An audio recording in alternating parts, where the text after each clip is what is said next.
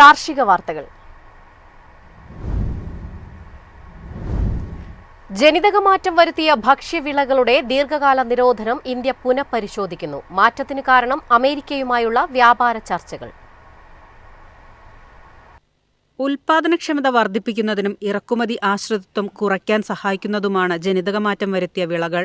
കഴിഞ്ഞ മാസം അമേരിക്കയിൽ ഇന്ത്യൻ പ്രതിനിധികൾ നടത്തിയ ചർച്ചകളെ തുടർന്ന് ജനിതകമാറ്റങ്ങളുള്ള ധാന്യങ്ങളുടെ ഇറക്കുമതി നിയന്ത്രണങ്ങൾ ലഘൂകരിക്കുന്നതിനുള്ള നീക്കം ഇന്ത്യ നടത്തിയേക്കുമെന്നാണ് വിലയിരുത്തൽ. ഭക്ഷ്യ എണ്ണകളുടെ പകുതിയിലധികം ഇറക്കുമതി ചെയ്യുന്നതും വ്യാപകമായ കീടബാധയും കൃഷിയെ പ്രതികൂലമായി ബാധിക്കുന്ന സാഹചര്യത്തിൽ ജനിതകമാറ്റം വരുത്തിയ വിളകൾ കർഷകർക്ക് ആശ്വാസമാകുമെന്നാണ് വിലയിരുത്തൽ.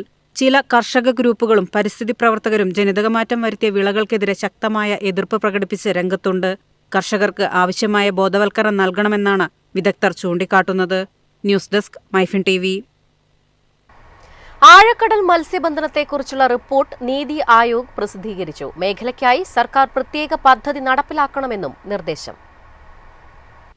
ഉൾനാടൻ മത്സ്യബന്ധനം പോലെ ആഴക്കടലിൽ മത്സ്യബന്ധനത്തെ മികച്ചതാക്കാൻ അടുത്ത 15 വർഷത്തിനുള്ളിൽ 9,000 കോടി രൂപയുടെ നിക്ഷേപം ആവശ്യമാണെന്നാണ് റിപ്പോർട്ട് ചൂണ്ടിക്കാട്ടുന്നത്.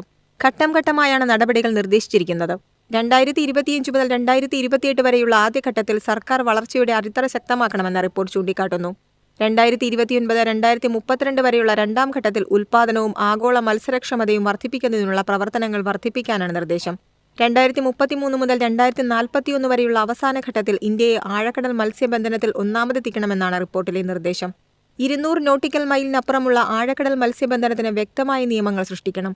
ഇവ അന്താരാഷ്ട്ര നിയമങ്ങൾ, മാനദണ്ഡങ്ങൾ, മാർഗനിർദ്ദേശങ്ങൾ എന്നിവയുമായി പൊരുത്തപ്പെടുന്നതായിരിക്കണമെന്നും റിപ്പോർട്ട് സർക്കാരിനോട് ആവശ്യപ്പെട്ടിട്ടുണ്ട്.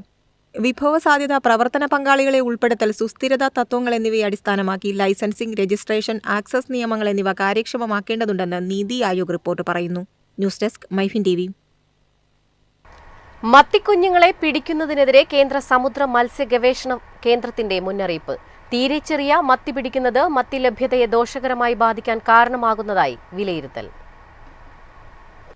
10 സെന്റിമീറ്ററിൽ താഴെയുള്ള മത്തിക്കുഞ്ഞുങ്ങളെ പിടിക്കുന്നത് ഒഴിവാക്കണമെന്ന കർശന നിർദ്ദേശവുമായി കേന്ദ്ര സമുദ്ര മത്സ്യ ഗവേഷണ സ്ഥാപനം.